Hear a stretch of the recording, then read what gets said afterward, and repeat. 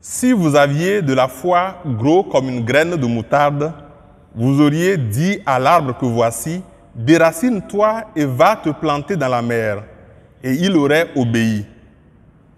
Qu'est-ce que cela peut vouloir dire, bien-aimés du Seigneur?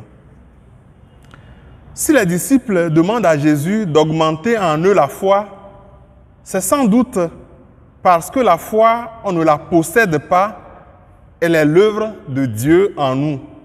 C'est Dieu qui nous donne d'accueillir les biens éternels qui se déversent dans notre vie présente et de connaître les réalités spirituelles que nous ne voyons pas encore.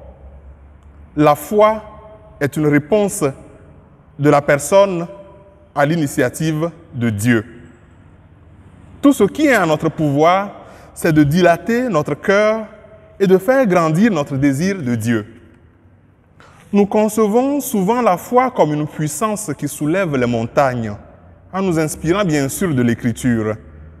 La foi doit faire de grandes choses. La foi doit surtout faire des miracles.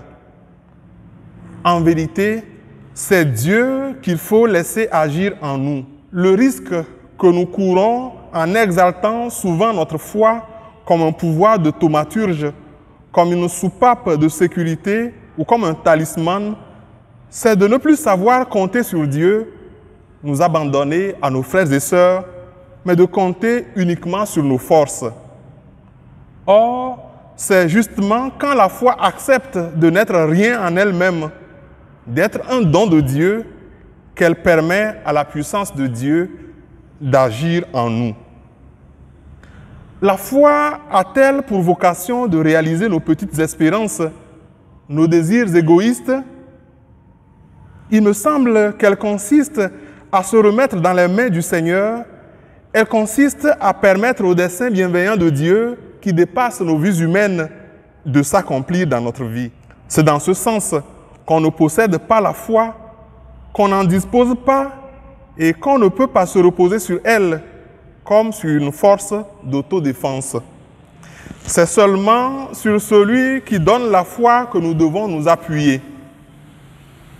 Quand nous disons posséder la foi et nous manquons à notre devoir de fraternité, la foi devient l'idole que nous servons. Derrière cette idole, il n'y a plus Dieu, mais notre égoïsme, notre désir de domination, notre impatience. La foi ne grandit que dans le dessaisissement de nous-mêmes. C'est pour cela que Jésus compare la foi à une graine de moutarde. La graine de moutarde, c'est l'image proverbiale de la petitesse. Elle était considérée comme la plus petite de toutes les graines. Et pourtant, sa petitesse ne l'empêche ni d'avoir une saveur très relevée, ni de donner naissance à une plante d'une taille considérable. Ce qui agit, ce n'est pas la graine de moutarde, mais la puissance de vie qui est en elle. Pour soulever les montagnes, il faut se laisser soulever par le Seigneur, être un serviteur docile à la parole de Dieu.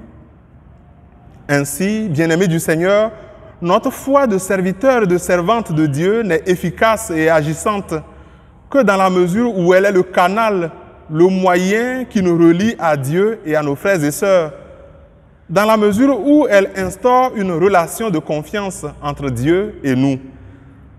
Une petite foi, une foi petite ou grande, n'a pas tellement d'importance. C'est notre connexion à Dieu qui dit la qualité de notre foi. Que le Christ nous y aide.